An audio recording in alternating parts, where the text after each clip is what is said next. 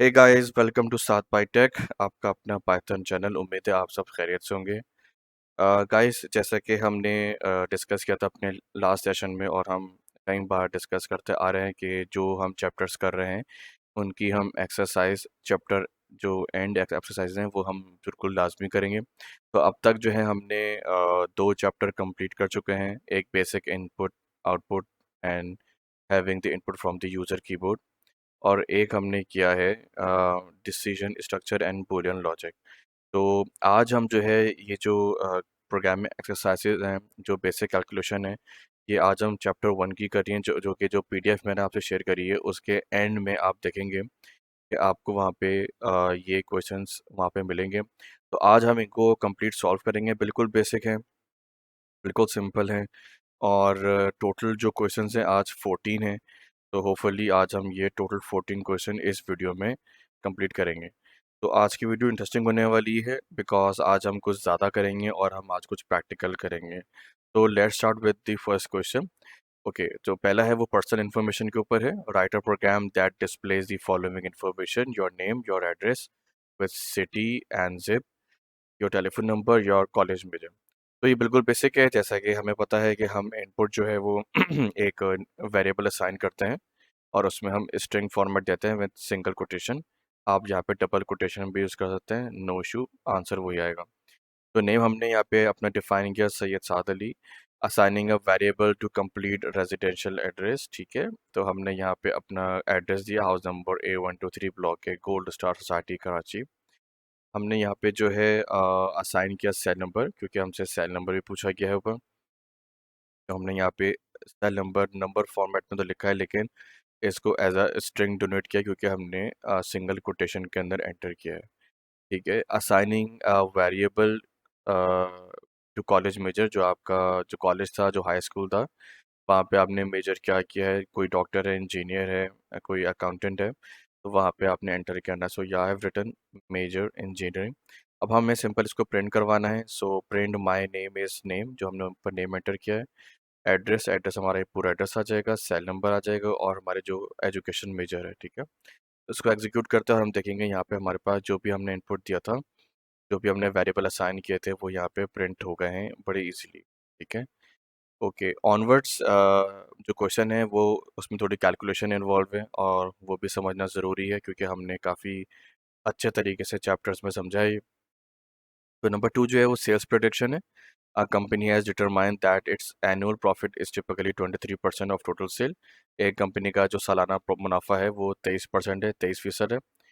Write a program that asks the user to enter the projected amount of total sale and display the profit that he will be made from the amount। अच्छा, यहाँ पूछ रहे हैं कि user से वो amount enter करे कि उसको सालाना कितना, उसकी कितनी सेल्स होती है। तो जो सेल्स आएगी उसमें से हम जो है ना प्रॉफिट मार्जिन निकाल लेंगे, और फिर जो प्रॉफिट मार्जिन आ रहा होगा, यानी कि जो हमारे कमीशन है या जो भी हमारी परसेंटेज है, प्रॉफिट परसेंटेज, उसको हम ऐड कर देंगे उस अमाउंट को अपनी सेल्स में। तो सिंपल हमने यहाँ पे सेल्स डिफाइन किया हुआ है, सेल्स एंटर करेंगे, दैन जो भी सेल्स की परसेंटेज आएगी, यानी कि जो सेल अमाउंट होगी उसको हम मल्टीप्लाई कर देंगे 23% से। तो यहाँ पे हमने 0.23 लिखा हुआ है। यहाँ पे इसने हिंट दी हुई है, use the value 0.23 to represent 23%। कोई भी परसेंटेज होती है तो हम उसको डेसिमल के बाद देते हैं, यानी कि 0.23। इसी तरह प्रॉफिट हमारा कितना निकला है, सेल्स को हमने मल्टीप्लाई किया 0.23 से, तो यहाँ पर प्रॉफिट आ जाएगा सेल्स के अमाउंट से निकल के, और जो प्रॉफिट आएगा वो हम ऐड कर देंगे टोटल सेल से, यानी कि सेल की अमाउंट में ऐड कर देंगे, वहाँ पर टोटल सेल्स आ जाएंगे, और हम इन दी एंड टोटल सेल्स को प्रिंट करवा लेंगे। इसको अगर हम एग्जीक्यूट करते हैं, रन करते हैं, और यहाँ पे हम लिखते हैं लेट्स से 1 लाख, यानी कि 1 लाख,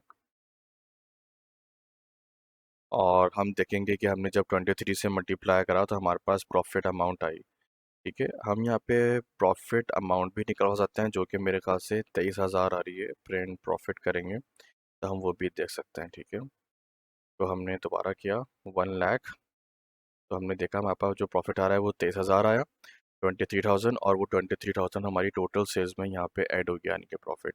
तो 1 लाख में 23,000 ऐड हुआ, तो टोटल जो सेल्स हुई है वो 1,23,000 की हुई है प्रॉफिट के साथ, ठीक है। बहुत सिंपल प्रोग्राम था।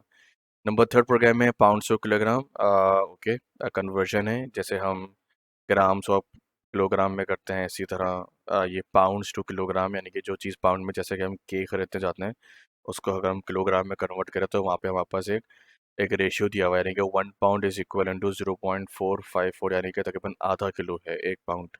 Right a program that ask the user to enter the mass of an object in pounds and then calculate and displays the mass of object in kilogram.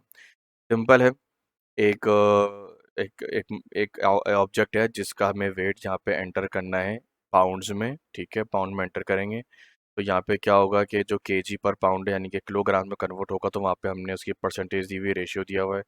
वो सिंपल जो हम enter करेंगे यहाँ पे, उसका pound का वज़न वो केजी की परसेंटेज से मल्टीप्लाई हो जाएगा और हमारे पास मास इन केजी आ जाएगा कि भाई ये आपका जो ऑब्जेक्ट था या जो भी मटेरियल था या जो भी चीज़ थी वो केजी में कितनी है। तो लेट से हमने एक केक खरीदा जिसका वज़न था 8 पाउंड्स, ठीक है। अगर हम इसको केजी में देखना चाहते हैं तो ये जो मास ऑफ द प्रोडक्ट है वो 3.632 केजीस में आएगी।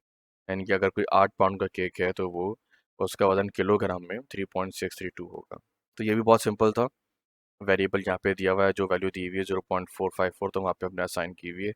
वो सिंपल मल्टीप्लाई हो रही है उस मास पाउंड से जो हम एंटर कर रहे हैं, और हमें मास इन केजी आ जाता है जब वो मल्टीप्लाई होता है। टोटल परचेज है question number 4। A customer in a store purchase 5 item, 5 चीज़ें उसने खरीदी हैं एक कस्टमर ने स्टोर के अंदर।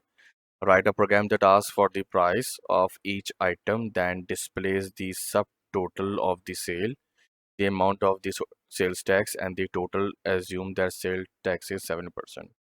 ऑब्वियसली हम कोई भी चीज़ परचेज करते हैं तो उस पर सेल्स टैग लाजमी होता है। उस बंदे ने जो स्टोर के अंदर था उसने 5 चीज़ें खरीदी हैं, उन 5 चीज़ों को हम एंटर करेंगे उसकी प्राइस, और हम यहाँ देख रहे हैं कि वो 5 चीज़ें सम हो रही हैं, प्लस का साइन लगा हुआ है।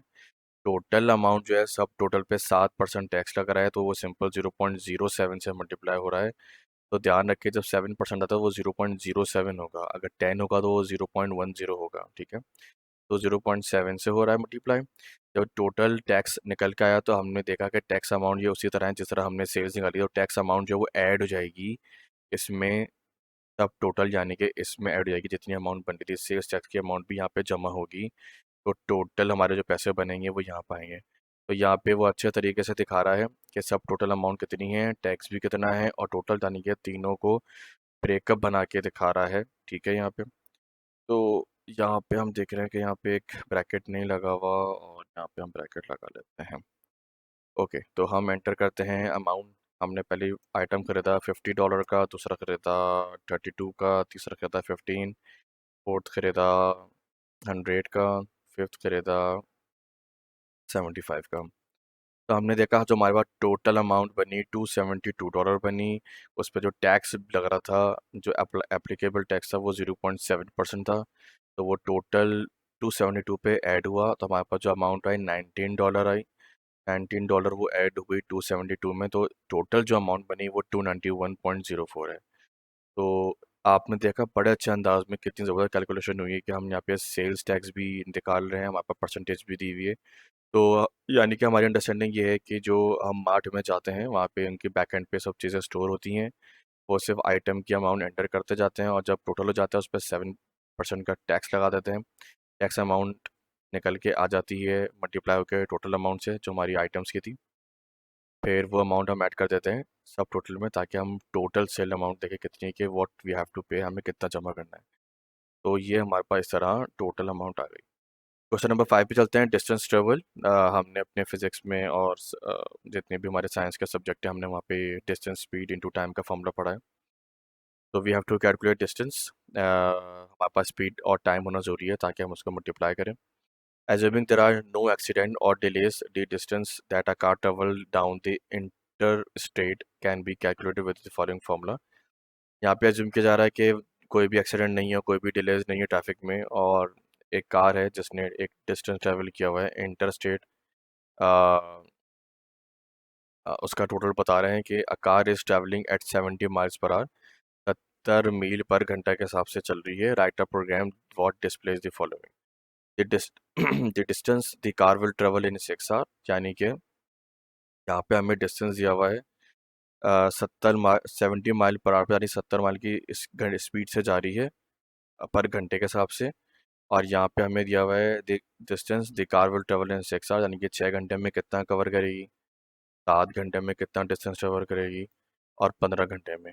तो बहुत सिंपल है, हमारे पास टाइम दिया हुआ है, हमारे पास स्पीड फिक्स हुई हुई यानी कि 70 माइल की कांस्टेंट स्पीड से जा रही है। टाइम पहला दिया हुआ 6 घंटे की, 6 घंटे में कितने डिस्टेंस ट्रेवल करेगी, और 10 घंटे में कितना डिस्टेंस ट्रेवल करेगी, और 15 घंटे में कितना डिस्टेंस ट्रेवल करेगी। तो स्पीड दी हुई है 70 और यहाँ पे टाइम दिया हुआ है, तो यहाँ पर 3 डिफरेंट टाइम है। ठीक है, तो यहाँ पे ये है कि सिंपल हम स्पीड को टाइम से मल्टीप्लाई कर देंगे, और उसके बाद हम नीचे प्रिंट करवा लेंगे कि भाई पहली जो 6 आवर्स में कितना डिस्टेंस ट्रेवल किया, और 10 आवर्स में कितना डिस्टेंस ट्रेवल किया, और 15 आवर्स में। तो सब कुछ दिया हुआ है, और हम यहाँ पे इसको एग्जीक्यूट करेंगे तो हम सिंपल यहाँ पे जो है वो जब 70 से मल्टीप्लाई होगा तो 420 आएंगे, और 70 जब 10 से मल्टीप्लाई होगा तो 700 आएंगे। इसी तरह 15 जब मल्टीप्लाई होगा 70 से तो 1050 माइल्स आएंगे। यानी कि हम घंटे के हिसाब से देख सकते हैं कि कितना डिस्टेंस ट्रेवल हो रहा है गाड़ी का, जो कि 70 माइल पर आवर फी घंटे की रफ्तार से जा रही है एक कॉन्स्टेंट स्पीड से। तो बहुत ही सिंपल प्रोग्राम था ये, और आई होप कि ये हम ऐसी एग्जाम्पल्स क्वेश्चन हम हमेशा हर ग्रेड में सॉल्व करते आ रहे हैं। नंबर 6 है payment instalment. Write a program that ask the user to enter the amount of purchase and desired number of payment instalment. Okay, the program should add 5% to the amount to get the total purchase amount, and then divided by the desired number of installment, then display the message telling the user the total of the amount purchased and how much each installment cost। बहुत ही simple programme है। यहाँ पे दो चीज़ें user से ले रहा है कि भाई आप कोई चीज़ खरीदने जा रहे हैं, यानी कि कोई प्रॉपर्टी खरीदने जा रहे हैं, और कोई लोन लेना चाह रहे हैं, तो उसकी टोटल अमाउंट कितनी है, एक तो वो एंटर करें। लेट से आप बाइक परचेस करना चाह रहे हैं, उसकी अमाउंट 2 lakhs है, और आप चाह रहे हैं कि आप 10,000 मंथली इंस्टॉलमेंट दें, लेकिन उस पे कुछ प्रॉफिट भी लग रहा है, यानी कि 1.05 यानी कि 5% का जो लिखा हुआ है। तो वो पहले तो टोटल अमाउंट में 5% प्रॉफिट ऐड होगा, देन उसके बाद वो अमाउंट डिवाइड होगी नंबर ऑफ इंस्टॉलमेंट से। ठीक है, तो लेट से हम इसको रन करते हैं। यहाँ पे हम करते हैं कि भाई मैं एक बाइक परचेस कर रहा हूँ जिसकी अमाउंट 2 lakhs है, और उसकी जो नंबर ऑफ इंस्टॉलमेंट्स है, यानी कि जितनी मैं चाह रहा हूँ उसकी अमाउंट बेसिकली, तो लेट से मुझे 5,000 मंथली देनी है। ठीक है, तो ये अच्छा ये पूछ रहा है कि calculate the amount of purchase, enter the desired number. Okay सही। यहाँ पे पूछा जा रहा है कि आपको कितनी किस्तें देनी है। लेट से मुझे देनी है 50। ठीक है, तो हमारे पास क्या आएगा, the total amount will be. अच्छा, तो यहाँ पे जो है ना ईच इंस्टॉलमेंट जो है आपकी, द अमाउंट यहाँ पर आएगा the amount of each instalment.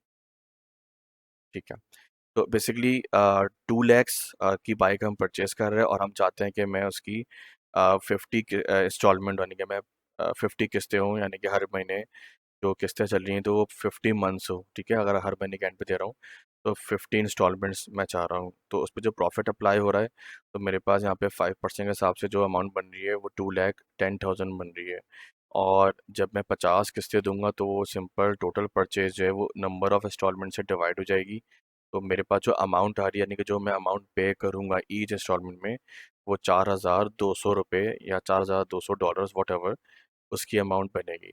तो हमें नंबर ऑफ इंस्टॉलमेंट एंटर करनी है यहाँ पे, और टोटल अमाउंट तो 2 लाख एंटर करी, और मुझे 50 किस्तें बनानी थी। तो 50 किस्तों पे जो अमाउंट बन रही है वो हमारे पास ये निकल के आ गई कि आपकी 4,200 आपको हर महीने पे करने हैं, उसका प्रीमियम पे करना है, उसकी अमाउंट पे करनी है। ठीक है, number of instalment. Next question number 7, miles per gallon. Okay, हमें ये देखना चाह रहे हैं कि कितनी कंजम्पशन है किस कार की माइल्स पर गैलन के हिसाब से। A car miles per gallon MPG can be calculate with the following formula. Miles driven यानी कि कितनी आपने माइल गाड़ी चलाई है, कितने किलो मतलब किलोमीटर होता है, एक होता है माइल्स पर आवर। ठीक है, तो कितने माइल्स आपने गाड़ी चलाई है, और divide by gallon of gas use, यानी कि हम हम नॉर्मल यहाँ पे इंडिया पाकिस्तान में पेट्रोल कहते हैं, फ्यूल कहते हैं, इंटरनेशनल में वहाँ पे गैसोलीन और गैस कहते हैं। ठीक है, write a program that asks the user for the number of miles driven and the gallons of the gas used. It should be calculated. It should It should calculate the car MPG and display the result. Okay, get the number of miles driven. सबसे पहले हम enter करेंगे भाई हमने 100 mile चलाई है।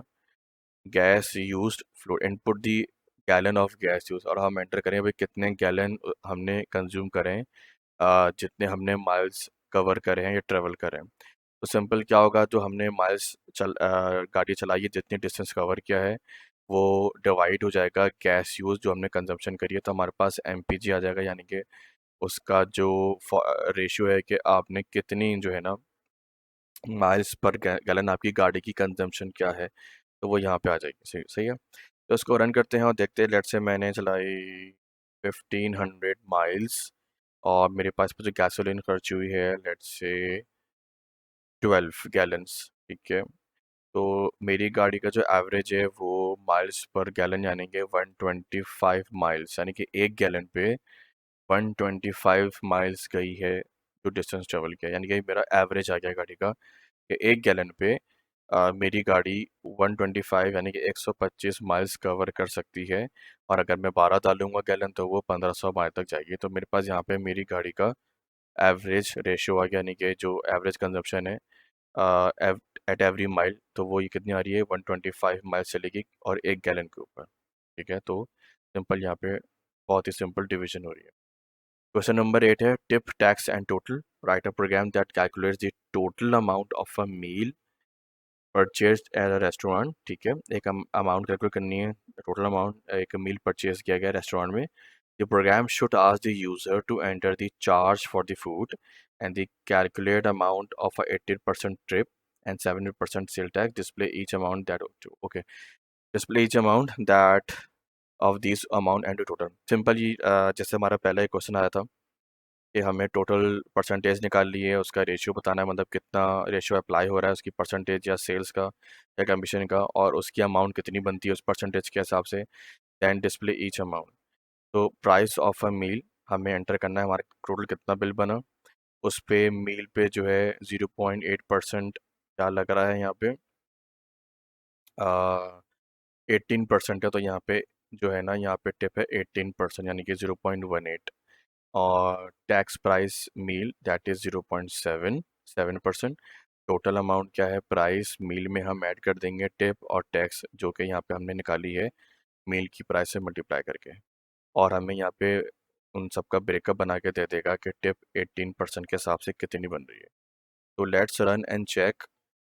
अच्छा, यहाँ पे एरर क्या दिया है, expected intention block price. Okay, क्या एरर है ये, फ्लोट इनपुट। ऐसा ये फंक्शन है बेसिकली, तो हम फंक्शन हटा देते हैं यहाँ से, क्योंकि ये सिंपल एक स्ट्रेट सीक्वेंस में प्रोग्राम है। Okay, let's run one again. Enter the price of a meal. हमारा बिल बना लेट्स से $980 का। उस पे जो 18% टैक्स लगा वो $176 की अमाउंट आ रही है, 0.40। और जो टैक्स अप्लीकेबल है वो $68.6 है। तो 176 68 का जो भी टैक्स है वो जो ब्रेकअप आपको सामने दिखा है यहाँ पे, वो ऐड होगा हमारे टोटल बिल में। तो $980 में टोटल ये जो टिप की अमाउंट है वो ऐड हुई और टैक्स जो है वो ऐड हुआ, तो हमारे पास टोटल जो बिल अमाउंट बना है वो $1225, यानी कि $1225 का यहाँ पे बिल बना। तो ये क्वेश्चन नंबर 8 था, बहुत ही सिंपल था ये भी, क्योंकि इसमें सिंपल सिर्फ मल्टीप्लिकेशन हो रही है। 9 है सर्कल मेजरमेंट। ओके, यहाँ पे जो टेक्नोमेट्री से जिनका ताल्लुक है, जिनको अच्छा लगता है, तो वहाँ पे उनका ये एक प्रोग्राम आया। Write a program that ask the user to enter the radius of a circle. Radius एंटर करना है सर्कल का, सबको पता है रेडियस क्या होता है। The program should calculate the and display the area of circumference. Circumference कहते हैं सर्कल का पूरा जो गोलाई वाला हिस्सा होता है, यानी कि अगर वो स्टेडियम है तो उसका पूरा सर्कल, उसका पूरा circumference. Using the pi r square, इसको हम पाई आर स्क्वायर पढ़ते हैं मैथमेटिक्स में, for the area and the 2 pi r for the circumference. तो यानी कि एरिया का फॉर्मूला पाई आर स्क्वायर और सर्कमफेरेंस का 2 pi r of the circumference. Hint यहाँ पे दी हुई, you can use the 3.14159 as the value of pi और add the statement import math To start the program, then use the math.py, whatever you need the value of the pine program. Okay, यहाँ पे एक module है import math का, तो हम यहाँ पे शायद यूज़ नहीं कर रहे। हम यहाँ पे सिंपल एक वैल्यूज़ कर रहे हैं 3.14159। इम्पोर्ट मैथ बेसिकली हम एक साइंटिफिक कंप्यूटिंग जब करते हैं तो वहाँ पे numpy और मैथ की लाइब्रेरी इंपोर्ट करते हैं, ताकि जो साइंटिफिक नोटेशंस हैं जैसे पाई है, ऐसी कुछ चीज़ें हैं, तो वहाँ पे ऑलरेडी वो प्रीलोड होती हैं और वहाँ पे वो एग्जीक्यूट होती हैं। तो ओके, यहाँ पे हम रेडियस ले रहे हैं यूज़र से इनपुट, और पाई की वैल्यू हमने डिफाइन की हुई है, और एरिया निकालने के लिए पाई पाई की वैल्यू दी हुई है, रेडियस हम एंटर करेंगे और वो उसकी रेस टू पावर। यहाँ पे हमने देख रहे हैं नया आया हुआ है डबल एस्टेरिक, तो यहाँ पे रेस टू पावर है। नॉर्मली हम एक्सेल पे करते हैं तो वहाँ पे हम कैप लगाते हैं इस तरह का, लेकिन पाइथन में किस तरह डबल एस्टेरिक है। इसी तरह हम जब सर्कमफेरेंस निकालेंगे तो 2 मल्टीप्लाई कर देंगे पाई से जो वैल्यू दी हुई है, और जो रेडियस हम एंटर करेंगे तो हमारे पास सर्कल भी आ जाएगा यहाँ पे, यानी कि सर्कल का एरिया आ जाएगा, और यहाँ पे सर्कमफेरेंस जो हम यहाँ पे कैलकुलेट कर रहे हैं। तो सिंपल हमने एंटर किया, हमने कहा जो रेडियस है 15 है, ये 15 हमने एंटर किया, तो हमारे पास एरिया ऑफ द सर्कल यहाँ पे जो आया, यहाँ पे कैलकुलेट हुआ था एरिया, वो आ रहा है 706, और यहाँ पे आके प्रिंट हो रहा है ये। और जो हमने सर्कमफेरेंस यहाँ कैलकुलेट किया था वो यहाँ पे आके प्रिंट हो रहा है, दैट इज़ 94.2477। तो बड़ी अच्छी कैलकुलेशन है, यहाँ पे हम मैथमेटिकल कैलकुलेशन पे सॉल्व कर रहे हैं। तो आज की इस वीडियो में काफ़ी मज़ा आ रहा है, क्योंकि हम यहाँ पे मैथमेटिकल कैलकुलेशन कर रहे हैं और वर्ड प्रॉब्लम्स आ रही हैं जो कि आपकी प्रोग्रामिंग स्किल्स को एनहांस कर सकती हैं। चलते हैं question number 10, ingredient adjuster. A cookie recipe calls for the following ingredients: 1.5 cup of sugar, 1 cup for the butter, 2.75 cup for the flour. ये एक कुकी की रेसिपी है। अंदर एक कुकी बनाने के लिए आपको ये रेसिपी चाहिए होती है। ये रेसिपी प्रोड्यूस 48 कुकी, एक रेसिपी है जिसकी जो है ना उसमें हमें 48 कुकी प्रोड्यूस करने हैं। With this amount of ingredients, write a program that asks the user how many cookie he or she wants to make, then display the number of cups of each ingredient needed for the specified number of cookies. Okay, बहुत ज़बरदस्त question है, थोड़ा logical है, सोचना पड़ेगा। सबसे पहले तो कह रहा है कि भाई आपको कितने कुकी बनाने हैं, ठीक है। एक्स यानी कि एक्स पे हम वेरिएबल असाइन किया है, ask user how many cookie he want to make.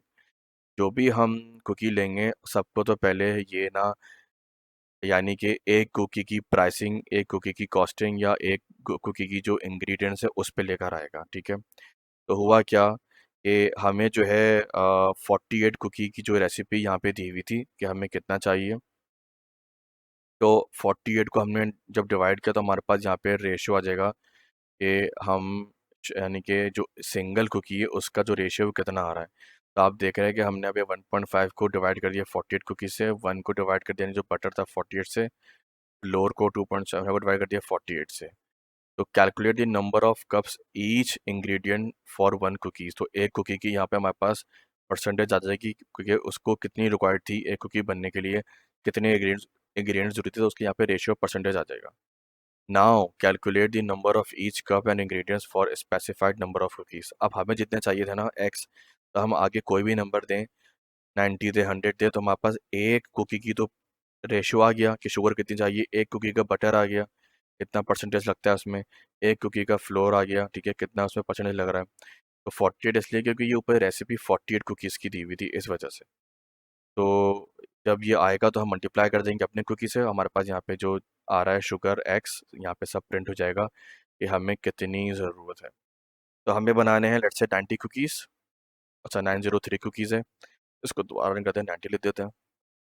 तो 90 कुकीज़ के हिसाब से हमें जो चीज़ें चाहिए वो 2.81 कप्स चाहिए शुगर के, 1.88 कप्स चाहिए बटर के, और 5.16 कप्स चाहिए फ्लोर के। सो जो हमने यहाँ पे रेशियो कैलकुलेट किया था 48 कुकी का, तो हम सबको एक एक कुकी के हिसाब से लेकर आए। जब 1 कुकी के इंग्रेडिएंट्स आ गए हमने उसको मल्टीप्लाई कर दिया एक्स से। एक्स क्या था, वो एक्स वेरिएबल था जो हमने एंटर किया था कि हमें 90 कुकीज़ की रेसिपी बताओ, तो उसने हमें यहाँ पे सबके एग्जैक्ट इंग्रेडिएंट्स या रेशियो, उनका वेटेज वगैरह सब दे दिया। Question number 11, male and female percentages. Okay, write a program that asks the user for the number of males and number of females registered in the class. The program should display the percentage of male and female in the class. Hint, suppose there are 8 males and 12 female in a class, there are 20 students in the class. The percent of the male can be calculated by 8 by 20.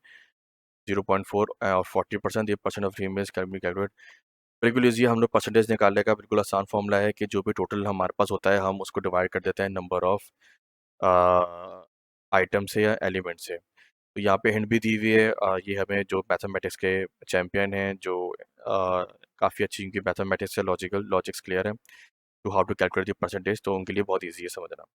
आज the user to enter the female and males, तो यहाँ पे हम mails और females की जो total strength है वो हम एंटर करेंगे, टोटल ले लेंगे क्योंकि हमें परसेंटेज निकालनी है। तो फीमेल की जो हमने डाली है वो टोटल आ जाएगी, यहाँ पे डिवाइड होगी और हम 100 से इसलिए मल्टीप्लाई कर रहे हैं कि हमारे पास परसेंटेज आ जाए, और यहाँ पे हम सिंपल परसेंटेज ले लेंगे। तो यानी कि हमें सोल्यूशन ऑलरेडी पीछे यानी कि हैंड में दिया हुआ है, तो हम यहाँ पे सिंपल वही मेथडोलॉजी इस्तेमाल कर रहे हैं।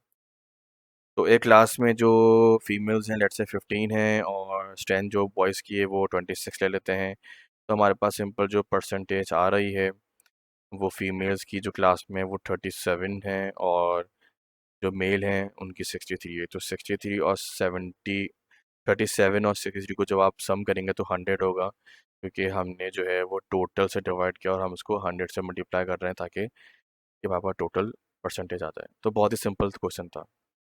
क्वेश्चन नंबर 12 है stock transaction program last month जो purchase some stock in Acme software incorporation, here are the details of the purchase. एक जो है बंदा उसने स्टॉक परचेज किया, the number of share that जो परचेज वो 2000 और व्हेन जो परचेज स्टॉक ही पेड 40 पर शेयर। एक शेयर की प्राइस $40 थी, उसने 2000 परचेज करे, जो पेड है stock broker commission amount to 3%, commission भी उसने पे किया स्टॉक के लिए। फिर इसने 2 हफ्ते बाद जब स्टॉक महंगा हो गया $42.7 का हो गया, उसने वही 2000 शेयर बेच दिए और उसने दोबारा से कमीशन जो स्टॉक ब्रोकर था उसको 3% का कमीशन दिया।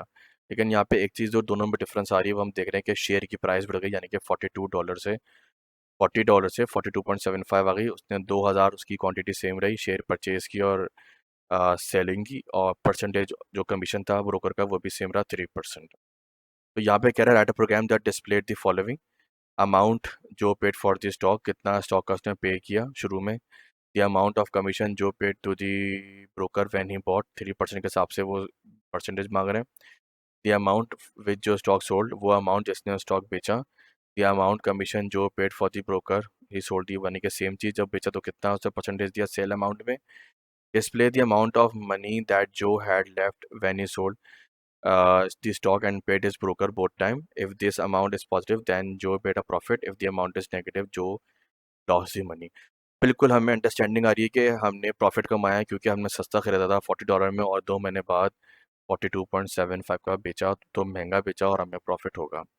तो simple calculate the purchase stock, 2000 को हमने मल्टीप्लाई किया 42 से, और कमीशन जो था वो यानी कि जो हमने पेड किया था उसका 3% यहाँ पे हम ले रहे हैं, 3/100, हम यहाँ पे 0.03 भी ले सकते हैं, ठीक है। कैलकुलेट दी स्टॉक सोल्ड, यानी कि हमने वही शेयर मल्टीप्लाई करे 42.7 से और कमीशन यहाँ पे कैलकुलेट करा, यहाँ पे टोटल कमीशन की अमाउंट कर ली, ठीक है। और हमने यहाँ पे प्रॉफिट सोल्ड जो हमने बेचा उसको हमने माइनस किया पेड फॉर से, यानी कि बड़ी अमाउंट हमेशा छोटे अमाउंट से माइनस होती है, तो सोल्ड जब मैंने बेचा था तो बहुत अच्छी अमाउंट थी, ज़्यादा अमाउंट थी, ठीक है, जो कि हमें समझ में आ रही है कि ज़्यादा महंगा बेचा। पेड अमाउंट जो थी वो जो हमने पे किया था वो छोटी थी, और हम जो टोटल अमाउंट यहाँ पे प्रॉफिट आएगा उसमें से कमीशन की अमाउंट माइनस कर देंगे, तो टोटल हमारा प्रॉफिट यहाँ पे आ जाएगा बहुत इजीली। बहुत ही सिंपल वर्ड प्रॉब्लम है और मैथमेटिक लॉजिक है। तो हुआ क्या कि टोटल अमाउंट जो हमने देखी 84,000 का हमने स्टॉक परचेज किया डॉलर्स का, स्टॉक की जो कमीशन बन रहा था $2520 बन रहा था, जब हमने बेचा तो $85,500 था। उस इस अमाउंट का जो कमीशन बना था वो 2565 बन रहा था। दोनों कमीशन अमाउंट को ऐड करके, यानी कि पहले 85,500 को माइनस करा 84,000 से, वो अमाउंट जब आई और हमने कमीशन अमाउंट जो है वो यहाँ पे माइनस करी, लेकिन हम तो देख रहे हैं यहाँ पे नेगेटिव आ रहा है, क्यों? यहाँ पे नेगेटिव नहीं आना चाहिए था मेरे ख्याल से, क्योंकि हमने तो महंगा बेचा, लेकिन जो हम देख रहे हैं कि क्योंकि उसकी कमीशन अमाउंट बहुत ज़्यादा है, ठीक है, यानी कि 84,000 से 85,500 पे जा रही है, तो जो प्रॉफिट आ रहा है वो बेसिकली जो मैं समझ रहा हूँ 84 यानी कि टोटल जो है वो 1500 का प्रॉफिट है, ठीक है। 84,000 और 85, तो 1500 का प्रॉफिट है, लेकिन हमारे पास कमीशन अमाउंट बहुत ज़्यादा है, 2520 और 2565, तो 3% का कमीशन, थोड़ी उसकी अमाउंट बड़ी लग रही है। अगर हम कमीशन थोड़ा कम कर दें, यानी कि हम 1% पे ले आएँ, तो देखते हैं कि हमारे पास प्रॉफिट आता है। Okay, okay, okay, okay. So profit हमारे पास अभी भी नहीं आ रहा 1% के हिसाब से भी, क्योंकि हमारे पास जो अमाउंट बन रही है सोल्ड और पेड वाली, वो अभी भी जो है वाली जो 1500 अमाउंट बन रही है, और हम जब ये ऐड करेंगे तो ये 1600 की अमाउंट बन रही है, तो 15 और 16 हम जो डिफरेंस आ रहा है वो 195 का आ रहा है, तो यानी कि हम प्रॉफिट में नहीं है। सैडली हम यहाँ पे लॉस में हैं, कि हमारे पास कमीशन अमाउंट ज़्यादा है। तो हम देख रहे हैं, बड़ा इंटरेस्टिंग है। हमने एज्यूम किया था शुरू में कि शेयर महंगे बेचेगा तो प्रॉफिट होगा, और मेरी भी अंडरस्टैंडिंग ये थी कि इसको प्रॉफिट होगा, लेकिन कमीशन 3% बहुत ज़्यादा है, तो उसकी वजह से इसको लॉस हो रहा है। तो गाइस चलते हैं क्वेश्चन नंबर 13 की तरफ। Planting grapevines, a vineyard owner is planting several new rows of grapevines and need to know how many grapevines to plant in each row. She has determined that after measuring the length of a future row, she can use the following formula to calculate the number of vines that will fit in the row, along with the trellis and end post assembly that will need to be constructed at each end of the row. अच्छा, formula basically ये है कि एक grep wine plant करना है, और उसमें बताया गया कि हमें एक रो में ग्रेप वाइन प्लांट करना है, ठीक है। और जो पूरी एक लंबी सी रो है, जो रो है जिसमें ग्रेप वाइन प्लांट होंगे, तो उसमें सेगमेंट्स में प्लांट हो गया, यानी कि एक रो के अंदर सब रोज हैं, यानी कि the number of grapevine that will fit in the row. तो एक छोटी सी रो है, उसके अंदर कितने ग्रेव वाइन फिट होंगे, फिर थोड़ा सा स्पेस देने के बाद एक और bunch of grapevine plant करना है, फिर थोड़ा सा स्पेस के बाद एक और बंच हमें प्लांट करना है और ग्रेव वाइन, तो इसी तरह बहुत सारी सब रोज के बाद जो है ना वो एक कंप्लीट रो बनेगी।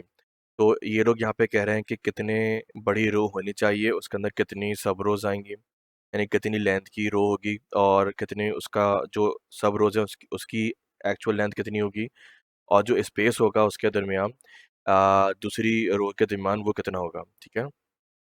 तो यहाँ पे वो भी सब जो है वो फीट में मेजर कर रहा है, यानी कि वी इज दी, ये फॉर्मूला दिया हुआ है, V is equals to R minus 2 E divide by S. So the term in the formula, V is the number of grapevines that fit fill in the row. R is the length of the row in feet. E is the amount of space in feet used by an end post assembly. S is the space between the vines in a feet.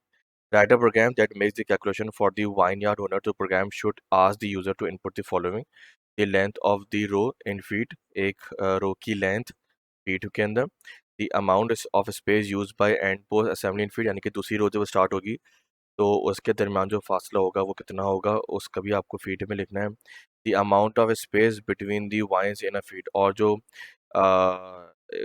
Plant कर रहे हैं आप wine, उनके आपस में अंदर के जो दरमियान में फैसला है वो कितना होना चाहिए।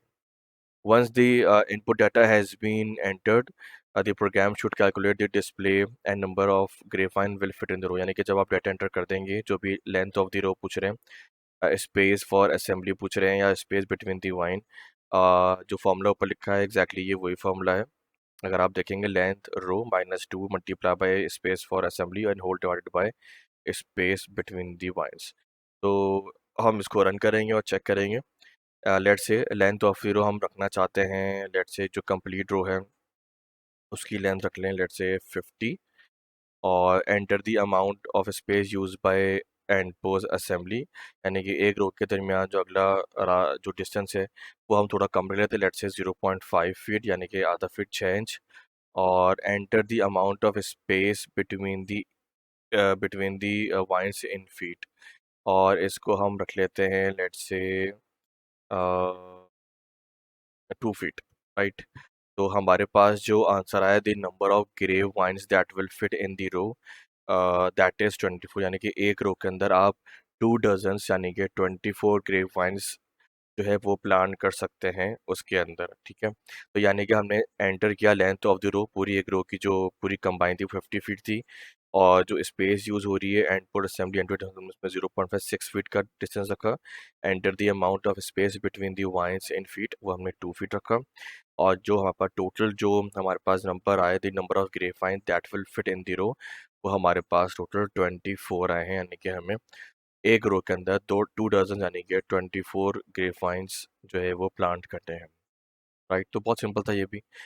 आगे चलते हैं कंपाउंडर्स। ये जो दोस्त जो इंश्योरेंस से उनका बैकग्राउंड है या फाइनेंशियल मैथमेटिक्स इंटरेस्ट रखते हैं और जो लोन के सेगमेंट डिपार्टमेंट में है, तो उनके लिए काफ़ी इंटरेस्टिंग टॉपिक है। और ये क्वेश्चन बहुत ही सिंपल है उनके लिए, क्योंकि ये कंपाउंड इंटरेस्ट पे बेस करता है कि हमें अमाउंट देखनी कि आज हम जो पैसे जमा कर रहे हैं वो 10 साल बाद कितने होंगे, क्योंकि कंपाउंड इंटरेस्ट का ये फॉर्मूला है आफ्टर नंबर ऑफ ईयर्स। ठीक है, तो when a bank account pays compound interest, it pays interest not only on the principal amount that was deposited in the account, but also on the interest that has accumulated over time. Suppose you want to deposit some money into the saving account and let the account earn compound interest for a certain number of years. The formula for calculating the balance of the account after a specified number of years is, तो आपके पास जो ए है आपकी, वो ये पूरी को total amount है। P is principal amount 1 + r divided by n compounded to n raised मतलब raised to power n t. तो द टर्म यूज हो रही है, A is the amount of the money in the account after the specified number of years, P is the principal amount that was originally deposit into the account, R is the annual interest rate, N is the number of times per year the interest is compounded, T is the specified number of years. Write a program that makes the calculation for you. The program should ask the user to input the following: the amount of principal originally deposit into the account, यानी कि आज जो आप अपने saving account में जमा करा रहे हैं पैसा, वो कितना है। द एनुअल इंटरेस्ट रेट, जो आपको बैंक पे करेगा सालाना जो इंटरेस्ट रेट है, जैसे हमारे यहाँ होता है। The number of times per year that interest is compounded. For example, if the interest is compounded monthly, after enter 12, and the interest is compounded quarterly, enter 4। तो यानी कि ये बता रहे हैं कि अगर वो जो भी इंटरेस्ट है वो क्वार्टरली बेसिस हो रहा है या एनुअल बेसिस पे हो रहा है या मंथली बेसिस पे हो रहा है, तो आपने उसके हिसाब से लिखना है। मंथली पे क्योंकि हर महीने हो रहा था, आपने 12 महीने 12 एंटर करना है। अगर ये क्वार्टरली हो रहा है तो एक साल के अंदर 4 क्वार्टर होता है, तो आपने 4 एंटर करना है। अगर ये पूरा एनुअली हो रहा है तो आपने सिंपल 1 एंटर करना है। अच्छा, कितने साल तक आपको एक्यूमुलेट करना है? The number of years the account will be left to earn the interest. Once the input data has been entered, the program should calculate the display the amount of the money that will be in the account after the specified number of years. Ask the user to enter to assign to originally deposit annual compound per year and years left. तो इसको run करते हैं और user से input लेते हैं। तो आज पैसा जमा करा रहे हैं, लेट से हमने $1000 यहाँ पे जो है अपनी सेविंग अकाउंट में जमा करवाए। The original deposited money, enter the original deposited annual rate, तो हमने यहाँ लिखा 0.2, 2% है, 0.02 लेंगे हम। ठीक है, एंटर कर देंगे। Enter times compound per year, तो अच्छा अब हम जो है वो एनुअल बेसिस पे कर रहे हैं, तो हम यहाँ 1 लिखेंगे। अगर हम क्वार्टरली करो तो 4 लेते हैं, अगर मंथली करो तो 12 लेते हैं। क्योंकि हम यहाँ एनुअल पे कर रहे हैं तो हमें एनुअल 1 ईयर पे लिखूंगा कि हर साल ये कंपाउंड हो रहा है। Enter the number of years that account will left the money, यानी कि अगर लेट्स से मैं 10 साल लेता हूँ कि 10 साल बाद मेरा अकाउंट कितना बढ़ जाएगा, कितने पैसे जमा हो जाएंगे, तो यहाँ पे हमने जो है 10 लिखा है। तो देखते हैं हमारे पास 10 साल बाद कितने पैसे हो जाते हैं जब ये एक्यूमुलेट होगा। So amount of the money in the account after specified number of years will be $1218.99। यानी कि जो गिवन अमाउंट है प्रिंसिपल $1000, उस पे हम 0.02 यानी कि 2% का एनुअल रेट लगाते हैं और हम इसको सालाना इसको इंक्रीज़ करेंगे। हमने वहाँ पे 1 लिखा हुआ है। इसके बाद हमने 10 साल तक बढ़ाना है, तो हमने यहाँ पे 10 लिखा कि कितने साल बाद कितना अकाउंट होगा, तो 1218.99 ऊपर वाले फॉर्मूले जो दिया हुआ कंपाउंड इंटरेस्ट का, वो यहाँ पे पूरा प्रोग्राम किया गया है। और इसको एक्यूमुलेट करके यहाँ पे आपको जो आंसर आ रहा है बेसिकली ये वो अमाउंट है, amount of the money in the account after the specified number of years. तो दोनों क्वेश्चन, ऊपर वाला जो ग्रेव वाइंस था और 14 कंपाउंड इंटरेस्ट का, दोनों काफ़ी इंटरेस्टिंग थे और थोड़े लॉजिकल थे।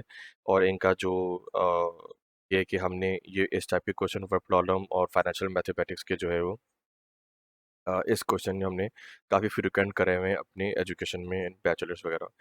So guys, hope I hope कि आपको आज का ये सेशन जो हमने काफ़ी टाइम से पेंडिंग था, हमने आज उसको फाइनलाइज़ किया। क्वेश्चन एक्सरसाइज चैप्टर एंड के चैप्टर 1 के हमने एंड किया आज। कोई भी अगर आपको फीडबैक हो, समझ में ना आया हो, कोई क्वेरी हो, आप ज़रूर कमेंट करें और काइंडली काइंडली इस चैनल को सब्सक्राइब करें, लाइक करें और शेयर करें। और मैं ये जुपिटर नोटबुक जो है शेयर कर दूँगा गूगल ड्राइव पे, वहाँ से आप इस पाइथन नोटबुक को जुपिटर नोटबुक को डाउनलोड करके इसको दोबारा से रिफ़्रेश करके रन कर सकते हैं। रिफ़्रेश किस तरह करना होता है, कर्नल पे जाएँगे आप और यहाँ लिखा हुआ है restart the kernel and clear all outputs, ये आपने क्लियर करना है, तो आप कर देंगे रीस्टार्ट। तो जितनी आपकी वर्किंग है ये सारी जो है वो रिफ़्रेश होएगी, सब क्लियर हो जाएगी। तो आप इसको दोबारा 1 सेकंड जो है इसको रन कर सकते हैं। तो I will share this notebook exercise 02 के नाम से होगी ये, और लिंक मैं दे दूँगा, वहाँ पे आप इसको एक्सेस कर सकते हैं। अपनी फ़ीडबैक और राय का ज़रूर इज़हार करिएगा, चैनल को लाज़मी सब्सक्राइब करें, लाइक करें और मिलते हैं अपनी नई वीडियो में नए टॉपिक के साथ, और मे बी हम अगली बार नई एक्सरसाइज करें। जब तक के लिए अल्लाह हाफ़िज़, बाय बाय।